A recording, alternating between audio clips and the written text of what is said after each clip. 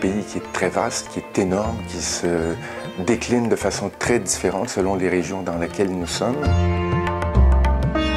C'est un guide ici qui est extrêmement diversifié. Il s'adresse à toute une panoplie de gens. Des gens, bien entendu, qui préparent un voyage en Inde, des gens qui veulent travailler ou qui travaillent en lien avec des Indiens. Parce que pour établir un contact qui a de l'allure, il faut, bien entendu, connaître la culture, les cultures des gens avec qui on travaille.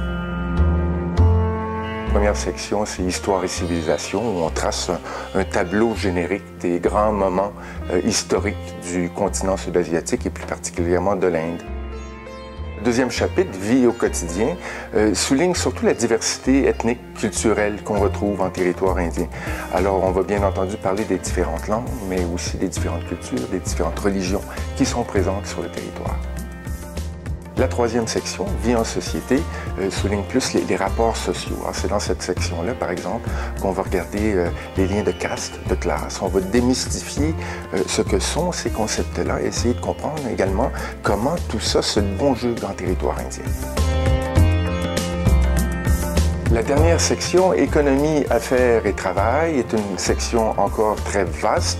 On dresse un portrait économique et de la politique économique du pays, mais il y a également des éléments qui sont extrêmement concrets, des conseils sur comment rentrer en relation avec des gens d'affaires, d'essayer de faire des ponts entre les cultures canadiennes, françaises, occidentales et les différentes cultures indiennes. J'espère que ce livre va vous permettre, en fait, de bien comprendre la culture indienne, les cultures indiennes, cette mosaïque qui est extrêmement complexe et d'avoir un réel rapport avec celle-ci. Bon voyage!